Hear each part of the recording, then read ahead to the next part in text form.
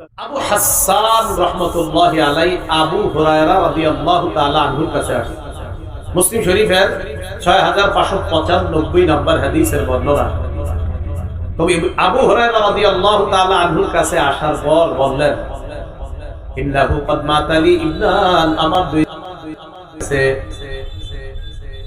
আবু হুরায়রা রাদিয়াল্লাহু তাআলা আনহুকে বললেন, ফামা আনতা মুহাদ্দিসি আন রাসূলিল্লাহ সাল্লাল্লাহু আলাইহি ওয়াসাল্লাম বিহাদিসিন তুতাইয়িবু বিহি আনফুসানা আন মাউতানা।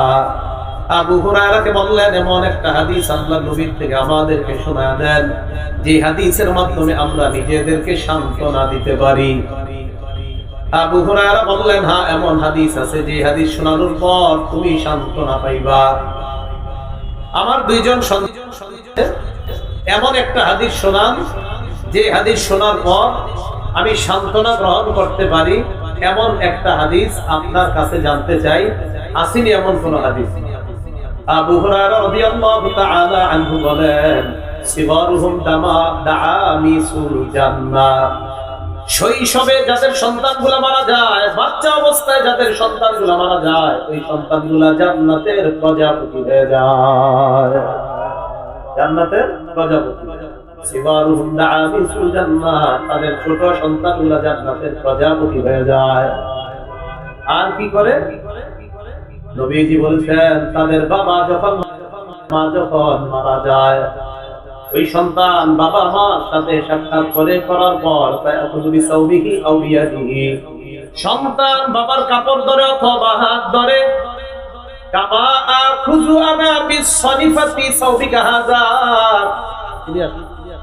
এই দেখেন ওনার কাপড়ের কিনারায় ধরলাম আমি। আবু হুরায়রা এইভাবে কাপড়ের কিনারা ধরছে, এটা তো হবে না, এটা বললেন, এই দেখো এইভাবে আমি তোমার কাপড়ের কিনারা যেমন ধরলাম, ওই ছেলে তার বাবা মায়ের কাপড়ের কিনারা এইভাবে ধরবে। ধরার পর ওই সন্তান তার বাবা মায়ের কাপড় ধরে ধরে এক পর্যায়ে আল্লাহ পাক রব্বুল আলামিন ইউদখিলুহুল্লাহু ওয়া আবাহুল জান্নাত, তাকে আর তার বাবা মাকে জান্নাতে প্রবেশ করায়া দিবেন। আবু হুরায়রা বলেন, আমি তোমার কাপড় কিনারা যেমন ধরলাম, এইভাবে সন্তান তার বাবার কাপড়, মায়ের কাপড় এইভাবে ধরে টানতে টানতে জান্নাতে নিয়ে যাবে। কারণ সন্তান পেটে 8 মাস 9 মাসে মারা গেছে। রাসূলুল্লাহ সাল্লাল্লাহু আলাইহি ওয়াসাল্লাম বলেন, ইয়াজুরু উম্মাহু বিসারিহি ইলাল জান্নাহ, এই সন্তান তার নাভি দিয়ে মাকে পেঁচিয়ে জান্নাতে নিয়ে যাবে। তো সন্তান মারা যাওয়ার সময় ধৈর্য ধারণ করা, সন্তান মারা যাওয়ার সময় কি করা?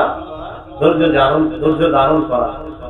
রাসূলুল্লাহ সাল্লাল্লাহু আলাইহি সাল্লামের কাছে এক মহিলা, মুসলিম শরীফের 6596 নম্বর হাদিসের বর্ণনা, মোট হাদিস সংখ্যা হবে 7453টা তাকরার সহ। এক মহিলা রাসূলুল্লাহ সাল্লাল্লাহু আলাইহি সাল্লামের কাছে আসছে, আবু হুরায়রা রাদিয়াল্লাহু তাআলা আনহু বর্ণনা, আতাত ইমরাতুন নবী সাল্লাল্লাহু আলাইহি ওয়াসাল্লাম, এক নারী আল্লাহর রাসূলের কাছে আসছে, বিসবিকিল্লাহা, একটা বাচ্চা নিয়ে, ছেলে নিয়ে আসছে নবীজির কাছে। আনার পর আল্লাহ নবী কি বললেন, ইয়া নবী আল্লাহ, উদুল্লাহ লাহু, হুজুর আমার এই সন্তানটার জন্য দোয়া করেন। নবীজি কয়, কেন? এই নারী কয়, ইয়া রাসূলুল্লাহ, লাকাদ দাফানতু সালাসাতান, ওর আগে 3 জনরে আমি কবর দিছি। হুজুর এটা যাতে না মরে, একটু দোয়া করেন। ওর আগে 3 জনরে দাফন করছি হুজুর, এইটা যাতে ভালো থাকে, আপনি একটু দোয়া করে দেন। লাকাদ দাফানতু সালাসা, হুজুর 3 জনরে দাফন করছি। নবীজি কয়, দাফনতি সালাসা, 3 জনরে দাফন করছো? জি হুজুর, 3 জন দাফন করেছি। আল্লাহ নবী কয়, তুমি 3 জনকে দাফন করেছো? কয়, হ্যাঁ। ইহতাযারতি বিহিজারিন শাদীদিন মিনান নার, তুমি জাহান্নাম থেকে মজবুত শক্ত একটা প্রাচীর তৈরি করে ফেলেছো। তুমি জাহান্নাম থেকে একটা প্রাচীর তৈরি করে ফেলেছো, মজবুত প্রাচীর তুমি তৈরি করে ফেলেছো। তোমার চিন্তার কোনো কারণ নাই, তুমি তো মজবুত প্রাচীর তৈরি করে ফেলেছো। তাহলে হাদিসের মাধ্যমে বুঝতে পারলাম রাসূলুল্লাহ সাল্লাল্লাহু আলাইহি সাল্লাম এই নারীকে বললেন, 3 সন্তান দাফন করছো, মজবুত প্রাচীর তুমি তৈরি করে ফেলেছো।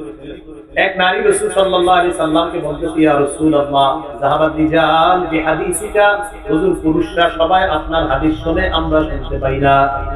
হুজুর আপনি শুধু পুরুষ সাহাবীদেরকে হাদিস শোনান, আমগরে হাদিস শোনান না। নবীজি বললেন কি করতে পারি বলো, ফাজআল্লানা মিন নাফসিকা ইয়াউমা নাতিকা ফিহি, আমাদের জন্য স্পেশাল একটা দিন আপনি ধার্য করেন, যেই দিন শুধু আপনি আমাদেরকে ওয়াজ করবেন, পুরুষদেরকে ওয়াজ করবেন না। এক নারী বললেন, হুজুর পুরুষরা শুধু আপনার ওয়াজ শোনেন, আমরা শুনি না। বুখারীর ৭৩১০ আসছে, বুখারীর ১৩৮১ নাম্বার হাদিসে আসছে ৩ সন্তান দাফনের ফজিলত। রাসূলুল্লাহ সাল্লাল্লাহু আলাইহি সাল্লাম বললেন, ঠিক আছে, ইজতামি'না ফি ইয়াউমি কাযা ওয়া কাযা ফি মাকানিন কাযা ওয়া কাযা, অমুক দিন অমুক জায়গায় তোমরা একত্রিত হও। ফাজতামা'না, তারা একত্রিত হয়েছে।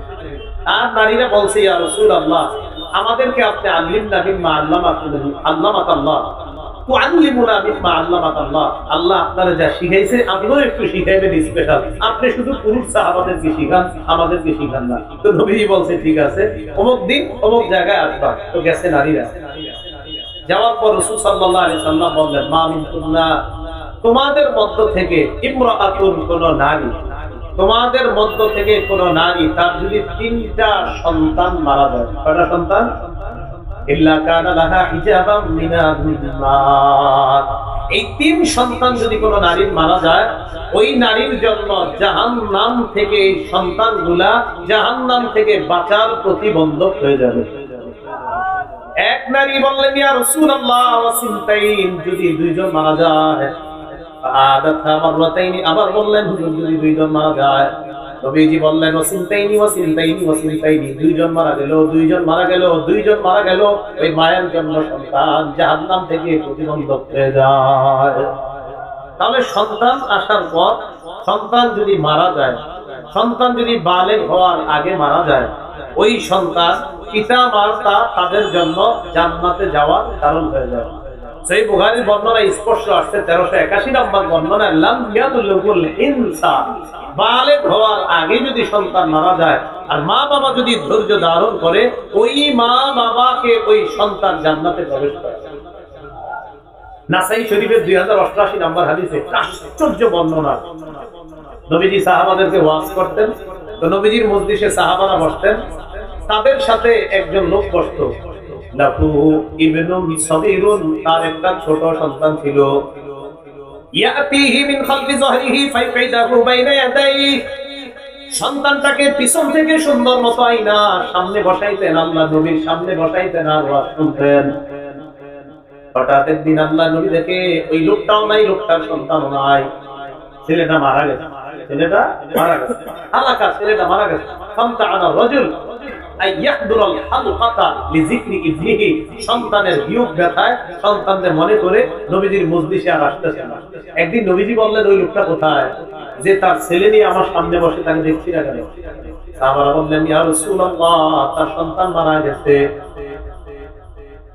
নবীজি তার কাছে গেলেন, যাওয়ার পর আজ্জা আলাইহি, সন্তানের ব্যাপারে তাকে সান্ত্বনা দিলেন আর বললেন, তুমি কি চাও আনতামাত্তা বিহি উমরাকা, এই সন্তানের মাধ্যমে তোমার জীবনের উপভোগ তুমি করতে চাও, নাকি তুমি চাও আওলা তাতি গাদান ইলা বাবিন মিন আবওয়াবিল জান্নাহ, জান্নাতের কোন একটা দরজায় তুমি আসবা, আসার পর ইল্লা ওয়াজাদতাহু, সন্তানকে ওই দরজার মধ্যে পাইলা, ফায়াফতাহু লাক, আর দেখলা তোমার ওই সন্তান তোমার জন্য জান্নাতের দরজা খুলে দেয়।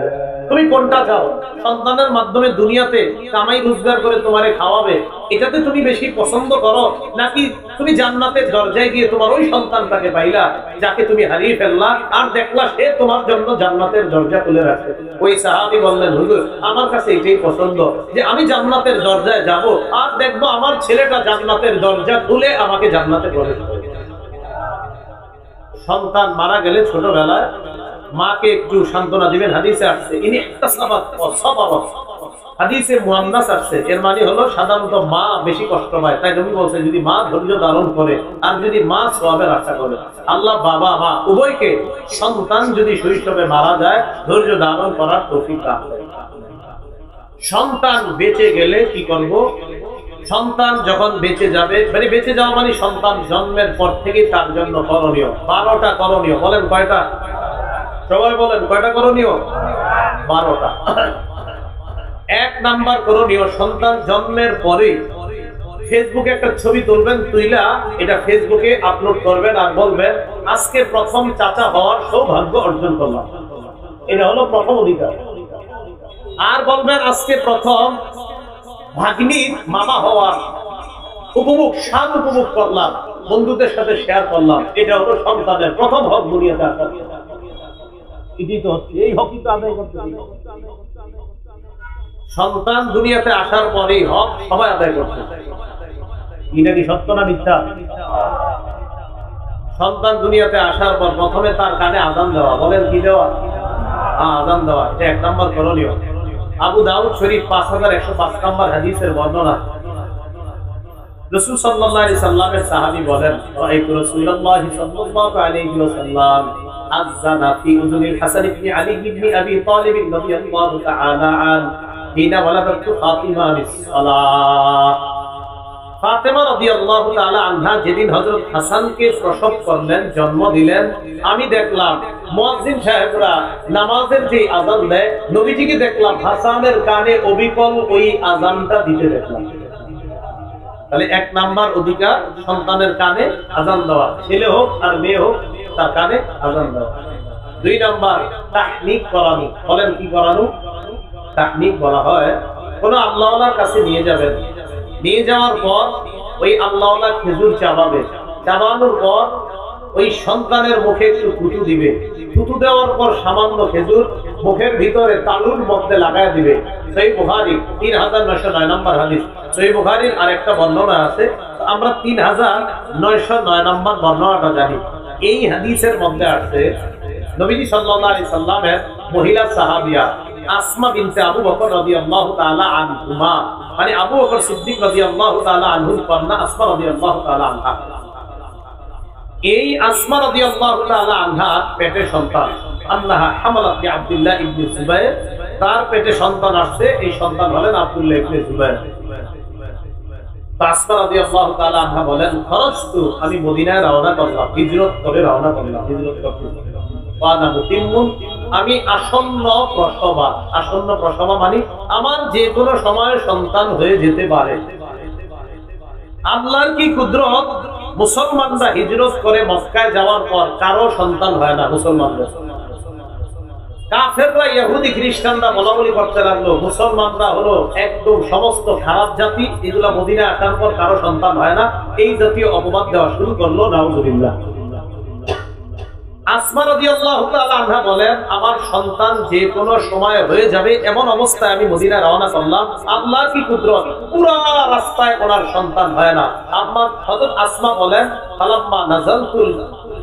ফালাম্মা আতাইতুল মাদিনা ওয়া নাযালতু বিকুবা, আমি মদিনায় আসলাম আর কুবায় যখন আমি অবতরণ করলাম, ওয়ালাদতুহু, আমি আমার সন্তানকে মদিনায় এসে জন্ম দিলাম।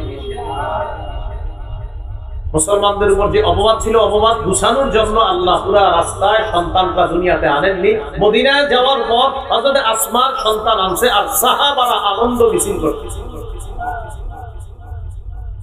আসমা রাদিয়াল্লাহু তাআলা আনহা বলেন, ফাতাইতু বিহিন নবিয়্য সাল্লাল্লাহু আলাইহি ওয়াসাল্লাম, আমি আমার সন্তানকে আল্লাহর নবীর কাছে নিয়ে গেলাম। ফাওয়াদাতুহু ফি হাজরিহি, আল্লাহর নবীর কোলের মধ্যে দিলাম। নবীজির কোলের মধ্যে দেওয়ার পর দাআ বিতামরা, আল্লাহর নবী খেজুর আনলেন, আনার পর ফামাদাহা, খেজুর চাবাইলেন। সুম্মা তাফালা ফিহি, আব্দুল্লাহ ইবনে জুবাইরের মুখের মধ্যে আল্লাহর রাসূল থুতু মুবারক দিয়ে দেয়। হাদিসের মধ্যে আসছে, ফাকানা আউয়ালা শাইইন দাখালা জাওফা আব্দুল্লাহ রাসূলুল্লাহ সাল্লাল্লাহু আলাইহি ওয়াসাল্লাম, আব্দুল্লাহ ইবনে জুবাইরের পেটের মধ্যে দুনিয়ার অন্য কোনো খাবার প্রথম যায় নাই, আল্লাহর নবীর থুতু মুবারক আব্দুল্লাহ ইবনে জুবাইরের পেটের মধ্যে সর্বপ্রথম যায়। সর্বপ্রথম নবীর থুতু মুবারক তার পেটে গেছে। এরপর আল্লাহ রাসূল সাল্লাল্লাহু আলাইহি সাল্লাম একটু খেজুর চাবায়া মুখের ভিতর তালুর মধ্যে লাগায়া দিলেন। এটাকে বলা হয় তাহনিক। কি বলা হয় বলেন তো? তাহনিক। 3 নাম্বার, যেই সন্তান দুনিয়াতে আসবে তাকে আমরা যারা দেখবো তাকে স্বাগত জানাবো, তার জন্য বরকতের দোয়া করবো। বলেন কিসের দোয়া করবো? বরকতের দোয়া করা। আবু দাউদ শরীফের 5106 নম্বর হাদিসের বর্ণনা। এই হাদিসের মধ্যে আছে, আন আয়েশা সিদ্দিকা রাদিয়াল্লাহু তাআলা আনহা قالت كان رسول الله صلى الله عليه وسلم يفتى بالصبيان নবীজির কাছে যখন কোন শিশুকে আনা হতো ফায়াদউ লাহুম বিল বারাকা, আল্লাহ নবী ওই শিশুর জন্য বরকতের দোয়া করতেন। শিশুর জন্য কিসের দোয়া করা? বরকতের। বাপেরে দেখলে আপনারা বলবেন জালাহুল্লাহু মুবারাকান আলাইকা ওয়া আলা উম্মতি মুহাম্মাদিন সাল্লাল্লাহু আলাইহি ওয়াসাল্লাম। আইয়ুব আস-সিখতিয়ানি রাহমাতুল্লাহি আলাইহি নবজাতককে দেখলে এই দোয়া করতেন, আল্লাহ তোমার সন্তানকে, বলেন আল্লাহ তোমার সন্তানকে তোমার জন্য, উম্মতে মুহাম্মাদির জন্য বরকতের কারণ বানায়। কোন সন্তান দেখলে এই দোয়া করবেন, আল্লাহ তোমার এই সন্তানকে তোমার জন্য আর উম্মতে মুহাম্মাদির জন্য বরকতের কারণ বানাবেন। 4 নাম্বার আকিকা করা।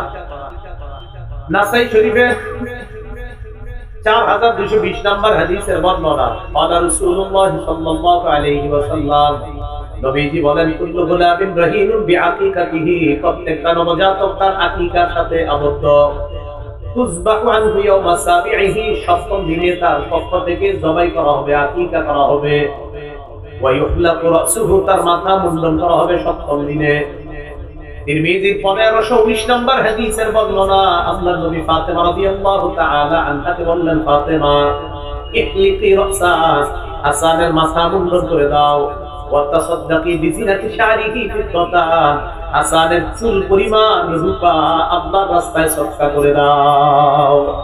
সপ্তম দিনে আকিকা করা, চুলগুলা মুন্ডন করে এক পাল্লায় রাখবেন, স্বর্ণ কাটতে দোকানে পাল্লা আছে, এক পাল্লায় চুল আরেক পাল্লায় রূপা, এই চুল পরিমাণ রূপা আল্লাহর রাস্তায় সদকা করে দেওয়া। আকিকা যদি সপ্তম দিনে না পারেন 14-21তম দিনে। আর জামিউস সগীর 5681 নাম্বার বর্ণনা, এই জায়গায় আছে তুযবাহু আনহু বিসাবআ, সপ্তম দিনে আকিকা করা, আও লি 14 অথবা 14তম দিনে, আও লি 21 অথবা 21তম দিনে আকিকা করা।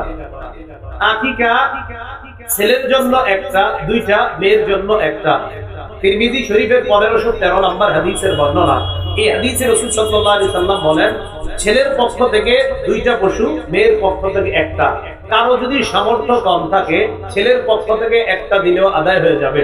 তিরমিজি 1514 নম্বর হাদিসের বর্ণনা, এই হাদিসে আছে আকা রাসূলুল্লাহ সাল্লাল্লাহু আলাইহি সাল্লাম আনিল হাসানি বিশার, নবীজি হযরত হাসানের পক্ষ থেকে একটা আকিকা দিয়েছেন। তাহলে একটা আকিকা দেওয়া ক্ষেত্র বিশেষ জায়েজ আছে, সমস্যা নাই, আদায় হয়ে যাবে। আকিকার গোশত সবাই খেতে পারবে, মা বাবা দাদা দাদি নানা নানি 14 গোষ্ঠী সবাই খেতে পারবে, গরিবরাও দিতে পারবেন, নিজেরাও আকিকার গোশত খেতে পারবেন। 5 নাম্বার সন্তানের অধিকার, সুন্দর নাম রাখা। কি রাখা? বিভিন্ন মাহফিলে যাই, যাওয়ার পর পোস্টারে মাঝে মাঝে এমন এমন নাম পাওয়া যায়, উদ্ভট পরিস্থিতির মধ্যে পড়ে যায়। ওই নাম এত ভয়ঙ্কর নাম, আল্লাহ ভালো জানে যে এই নাম কোত্থেকে নাজিল হয়েছে। মাঝে মাঝে কিছু কিছু জায়গায় এমন এমন নাম পাওয়া যায়। সুন্দর নাম রাখা, এটা সন্তানের অধিকার। আব্দুল্লাহ ইবনে আব্বাস রাদিয়াল্লাহু তাআলা আনহুমার বর্ণনা, তিনি বলেন, নবীজি সাল্লাল্লাহু আলাইহি সাল্লামকে বললাম, ইয়া রাসূলুল্লাহ ক্বাদ আলিমনা হাক্কাল ওয়ালিদি ফামা হাক্কুল ওয়ালাদ, হুজুর পিতার মাতার অধিকার আমরা জানি, সন্তানের কি অধিকার একটু বলেন। নবীজি বললেন, আইয়ুহসিনা ইসমা, সন্তানের সুন্দর একটা নাম রাখা, এটা সন্তানের অধিকার। 6 নাম্বার তরবিয়ত শিক্ষা দেওয়া। বলেন তো কি শিক্ষা দেওয়া? বলেন আমার সাথে, শ্রেষ্ঠ তরবিয়ত নামাজ। বলেন শ্রেষ্ঠ তরবিয়ত, সন্তানকে শ্রেষ্ঠ তরবিয়ত তাওহীদ শিক্ষা দেওয়া, নামাজ শিক্ষা দেওয়া। আবু দাউদ শরীফের 495 নাম্বার হাদিসের বর্ণনা, ক্বালা রাসূলুল্লাহ সাল্লাল্লাহু আলাইহি ওয়াসাল্লাম, নবীজি বলেন, মুরু আওলাদাকুম বিসসালাহ ওয়া হুম আবনাউ 7 সিনিন, সন্তানের বয়স যখন 7 হবে সন্তানকে তখন নামাজের আদেশ দাও। ওয়াদরিবুহুম আলাইহা ওয়া হুম আবনাউ 10 সিনিন, বয়স যখন 10 হবে প্রয়োজনে মৃদু আঘাত করো। ওয়াফাররিকু বাইনাহুম ফিল মাদাজি, সন্তানের বিছানা আলাদা করে দাও। আবু দাউদের 4018 নাম্বার হাদিসে আছে, লা ইউজি রাজুলু ইলা রাজুলি ফি সাওমিন ওয়াহিদ, এক কাঁথা এক কম্বল এক লেপের নিচে 2 পুরুষ ঘুমাবে না। ওয়ালা তুজিল মারআতু ইলা মারআতি ফি সাওমিন ওয়াহিদ, এক কাঁথা এক কম্বল এক লেপের নিচে 2 নারী ঘুমাবে না।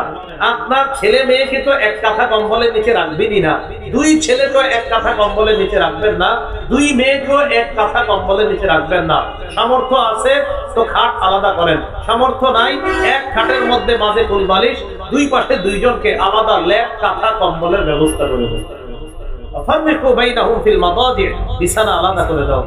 7 নাম্বার সুশিক্ষায় শিক্ষিত করা। বলেন কি শিক্ষা? শ্রেষ্ঠ সুশিক্ষায় সন্তানকে শিক্ষিত করার শ্রেষ্ঠ শিক্ষা কোরআনের শিক্ষা। বলেন কিসের শিক্ষা? কোরআনের শিক্ষা। সন্তানকে সুশিক্ষায় যে শিক্ষিত করবেন, এই সুশিক্ষায় শিক্ষিত করার শ্রেষ্ঠ শিক্ষাটার নামই কোরআনের শিক্ষা। আর কোরআনের শিক্ষা একাডেমিক ভাবে সবচেয়ে শ্রেষ্ঠ যে জায়গার মধ্যে শিক্ষা দেওয়া হয় এটা হলো মাদ্রাসা। কোথায়? মাদ্রাসা। আপনি কোন ইমামের পিছে নামাজ পড়লেই বুঝতে পারবেন এটা মাদ্রাসায় পড়াশোনা করছে না করে নাই। ইমামের তেলাওয়াত শুনলেই বুঝবেন উনি কি মাদ্রাসার ছাত্র কি ছাত্র না, একদম সহজে বুঝতে পারবেন।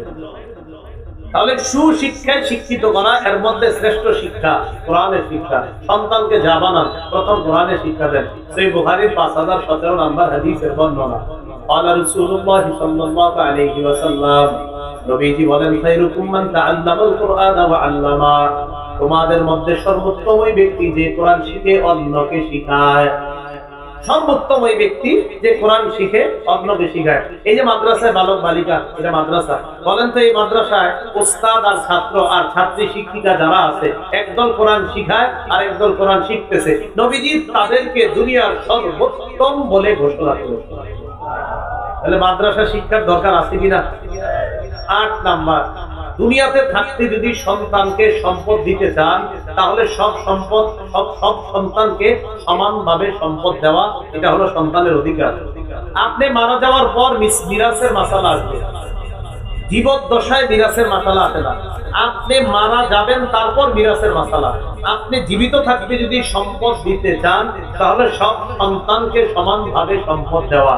যদি কম বেশি দিতে চান ফতুয়া বিভাগ থেকে ফতুয়া নেবেন, কেন আপনি একজনকে বেশি দিবেন আর কেন কম দিবেন। উলামায়ে কেরাম শুনবে, শোনার পর ওনারা যদি দেখে হ্যাঁ এই কারণে একজনকে কম একজনকে বেশি দেওয়া যাবে, ওনারা যদি ফতুয়া বিভাগ থেকে ফতুয়া দিয়ে দেয় তাহলে আপনি দিবেন, অন্যথায় সমানভাবে সম্পদ দেওয়া। মুসলিম শরীফের 1623 নম্বর হাদিসের বর্ণনা। নবীজির একজন সাহাবী নাম নুমান, আব্বার নাম বশির। মানে সাহাবীর নাম নুমান, সাহাবীর আব্বাও সাহাবী, ওনার নাম হলো বশির রাদিয়াল্লাহু তাআলা। এই বশির রাদিয়াল্লাহু তাআলা নুমান রাদিয়াল্লাহু তাআলা ঘুরে নিয়ে গেছে নবীজির কাছে। নবীজির কাছে নিয়ে বললেন, ইয়া রাসূলুল্লাহ ইশহাদ আন্নী নাহালতুন নুমান কাযা ওয়া কাযা। হুজুর, আমি নুমানকে ওই সম্পদটা দিয়েছি, আপনি সাক্ষী থাকেন। নবীজি বললেন, আনা হালতান ইসলামা নাহালতান নুমান, তুমি নুমানকে যে সম্পদ দিয়েছো অন্য সন্তানদেরকে এমন সম্পদ দিয়েছো কিনা? সাহাবী বশির জবাব দিলেন, লা ইয়া রাসূলুল্লাহ, না হুজুর, সব সন্তানকে আমি সমানভাবে দেই না, এই নুমানকে একটু বেশি দিয়েছি। নবীজি বললেন, ইশহাদ আলা হাযা গায়রি, তাহলে সাক্ষী আমি ছাড়া অন্য কাউরে বানাও। সাক্ষী আমি ছাড়া অন্য কাউরে বানাও, আমারে বানাও না। আয়াসুদ্দুকা আইয়াকুনু ইলাইকা সাওয়াআন ফিল যিকরি, তুমি কি চাও তোমার সব সন্তান তোমার উপর সুন্দর আচরণ করুক, সমানভাবে আচরণটা তুমি কি চাও? তুমি কি চাও সব সন্তানরা তোমার প্রতি সমানভাবে সৎ আচরণ করুক? জি হুজুর, এটা চাই। আল্লাহ নবী বললেন, সমানভাবে সৎ আচরণ চাও তাহলে সম্পদ কেন সমান দিবা না? তুমি চাইতেছো সবাই তোমার প্রতি সুন্দর আচরণ করুক, তো সম্পদ কম দিবা কেন? তাহলে মাসালাটা মনে রাখবেন, কম বেশি করতে হলে ফতুয়া বিভাগ থেকে ফতুয়া আনবেন। জীবদ্দশায় যদি সম্পদ দিতে চান এর মাসালা, আর মরার পরে তো আর প্রয়োজনই নেই, আপনার বিরাজ পাবে, ছেলে যা পাবে মেয়ে অর্ধেক পাবে। 9 নাম্বার, সন্তান বালেগ হলে বিয়ে করায়া দেওয়া, বালেগা হলে বিয়ে দিয়ে দেওয়া। সন্তান ছেলে বালেগ হলে বিয়ে করায়া দেওয়া, মেয়ে বালেগা হলে বিয়ে দিয়ে দেওয়া। মুসনাদে আহমদের বর্ণনা নবীজি বলেন, ইদা বালাগা ফালইউযাওবিজহু, সন্তান বালেগ হলে বিয়ে করায়া দিবা। ওয়াইন বালাগা আলাম ইউযাওবিজহু, বালেগ হওয়ার পর যদি বিয়ে না করায়, ফাআসাবা ইসমা, ওই সন্তান যদি গুনাহ করে, ফাইন্নামা ইসমুহু আলা আবিহি, সন্তানের এই গুনাহ বাবার উপরও যাবে। সন্তান বালেগ হওয়ার পর যদি বাবা বিয়ে না করায় আর যদি সন্তান গুনাহ করে, এই গুনাহ বাবার উপরও যাবে। তাহলে বলবেন, হুজুর সন্তান টাকা পয়সা নাই, বিয়ে করাবো কিভাবে? তাহলে আপনি রোজা রাখান, টাকা পয়সা আছে তো বিয়ে করান, টাকা পয়সা নাই তো রোজা রাখান, গুনাহের কোনো অপশন নাই। বলেন সবাই, টাকা থাকলে কি বিয়ে, টাকা থাকলে না থাকলে রোজা, গুনাহের অপশন নাই। গুনাহের অপশন মানে ওই যে আপনি 35,000 টাকার মোবাইল কিনা দিচ্ছেন, এটাই গুনাহের অপশন। এইটা দিচ্ছেন, আর কিছু টাকা মিলেই তো মেয়ের মোহরানা দিয়া মোটামুটি সুন্দর অনুষ্ঠান করে বিয়ে হয়ে যেত। এত একটা মোবাইল দিলেন, এই 35, 30,000, 40,000 টাকা যাবে। মোহর তো 30,000ও লাগে না, এত লাগে না মোহর। মোটামুটি মানের একটা মোহর দিয়ে তো আপনি বিয়ে করাই দিতে পারতেন, কিন্তু আপনি কি করলেন? এটা না করে মাশাআল্লাহ গুনাহের একটা অপশন হাতে দিয়ে দিয়েছেন। মা তো মনে রাখবেন, এটা হলো গুনাহ, এটা হলো বালেগ হওয়ার পর বিয়ে করার নাই। তাহলে এই বালেগ হইছে, টাকা আছে, বিয়ে করায় দেন। টাকা নাই, রোজা রাখা, ওই মাঝের গুনাহের অপশন নাই, যে গুনাহ করবে আর আপনি বেঁচে যাবেন না। সন্তানের টাকা আছে, বিয়ে করার, টাকা নাই, রোজা রাখার, গুনাহ করবে, আপনার উপর আসবে গুনাহ। আল্লাহ বুঝার তৌফিক দান করেন। 10 নাম্বার, বিয়ের ক্ষেত্রে ছেলে মেয়ে যারা, তাদেরও মতামতটা নিতে হবে। অনেকে বিয়ে ঠিক করে আসছে, আসার পর মেয়ের আম্মারে কয় তোমার মেয়ের আগামী শুক্রবার রেডি করে রাখো, শুক্রবার জুমার নামাজের পরে বিয়ে। মানে কি? কোনো কোয়া নাই, বলা নাই, আপনি মেয়ের বিয়ে ঠিক করে ফেলছেন। আচ্ছা, মেয়ে একটা দিকে আসছে, আসার পর মেয়ের দেখছে কে? ছেলের মা দেখছে, বোন দেখছে। বাপে কয় তোদের পছন্দ হয়েছে? বা হ্যাঁ হয়েছে। ছেলের কয় আগামী বৃহস্পতিবারে রেডি থাকবো, রাত্রে তোমার এনে মার্কেটে যাবো, শুক্রবারে তোমার বিয়ে। ছেলে কয় মানি আমি তো বিয়েই দেখলাম না, বিয়ে মানে? বিয়ে করবে কে? যাদেরকে পাঠাইছেন তারা না ছেলে? আরে বলে না, তারা না ছেলে? এখন ছেলের বাপ গিয়ে মেয়েরে দেখে, বিয়ের আগে ছেলের বাবা মেয়েকে দেখা হারাম। বলেন, বিয়ের আগে ছেলের বাবা মেয়েকে দেখা কি হারাম? দেখে বাপে, দেখবো ছেলে দেখে বাপে, বিয়ে কি আপনি আব্বা করবে? তো উনি দেখে কেন মেয়ে? মুসনাদ আহমদের বর্ণনা, এক মেয়ে রাসূল সাল্লাল্লাহু আলাইহি সাল্লামের বিবি আম্মা জান আয়েশা সিদ্দিকার কাছে আসলেন। আসার পর বললেন, আম্মা জান, ইন্না আবি যাওয়াজানি মিন ইবনি আখি। আম্মা জান আয়েশা সিদ্দিকাকে বললেন, আম্মা জান, আমার আব্বা আমার চাচাতো ভাইয়ের সাথে আমাকে জোর করে বিয়ে দিয়ে দিয়েছে, ওয়ানা কারিহা, এই বিয়েতে আমার মত ছিল না। আব্বা আমারে চাচাতো ভাইয়ের সাথে বিয়ে দিয়ে দিয়েছে, আমি এই বিয়েতে মত ছিল না আমার।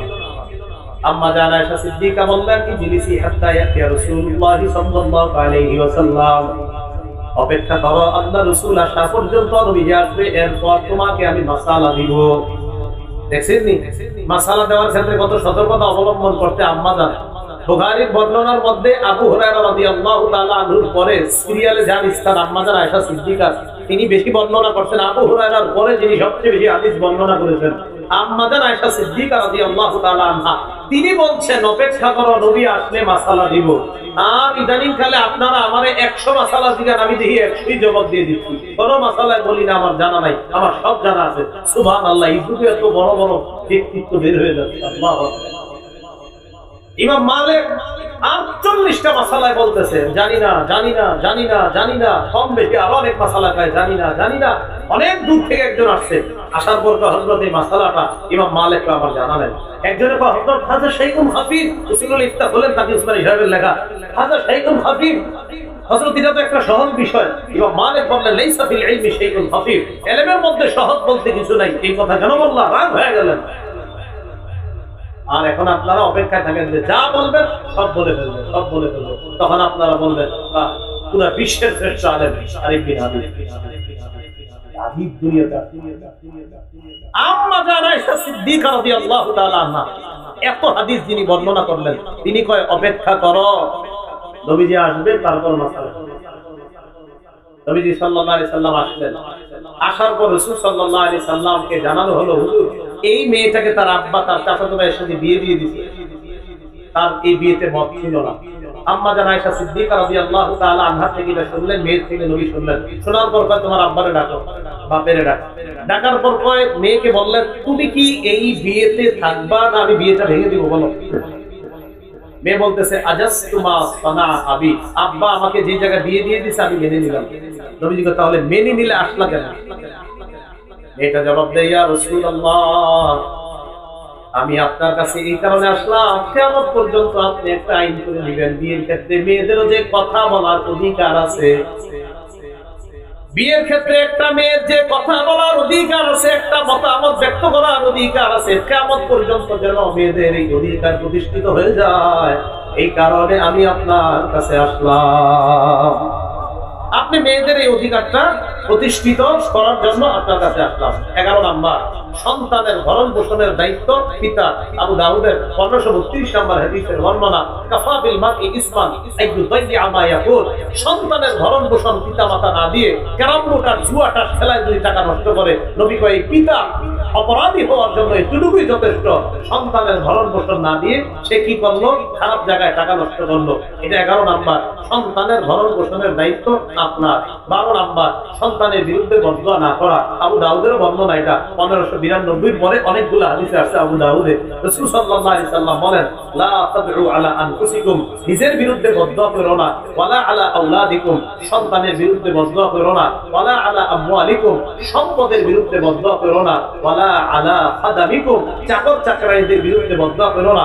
1 নাম্বার আযান দেওয়া, 2 নাম্বার তাহনিক করানো, 3 নাম্বার বরকতের দোয়া করা, 4 নাম্বার আকিকা করা, 5 নাম্বার সুন্দর নাম রাখা, 6 নাম্বার তরবিয়ত শিক্ষা দেওয়া, 7 নাম্বার সুশিক্ষায় শিক্ষিত করা, 8 নাম্বার জীবদ্দশায় সম্পদ দিতে চাইলে সমানভাবে সম্পদ দেওয়া, 9 নাম্বার বালিগ হলে বিয়ে করায় দেওয়া, 10 নাম্বার বিয়ের ক্ষেত্রে সন্তানের মতামতের গুরুত্ব দেওয়া, 11 নাম্বার ভরণ পোষণের দায়িত্ব নেওয়া, 12 নাম্বার সন্তানের বিরুদ্ধে বদদোয়া না করা, সন্তানকে আদর্শ সন্তান এবং সুশিক্ষায় শিক্ষিত করার লক্ষ্যে মাদ্রাসাগুলোর গুরুত্ব যেন আরো বেশি দিতে পারি আমরা। আল্লাহ তৌফিক দান করেন। আমিন ওয়া আখিরু দাওয়ানা আলহামদুলিল্লাহি রাব্বিল আলামিন। আসসালামু আলাইকুম ওয়া রাহমাতুল্লাহি ওয়া বারাকাতুহু।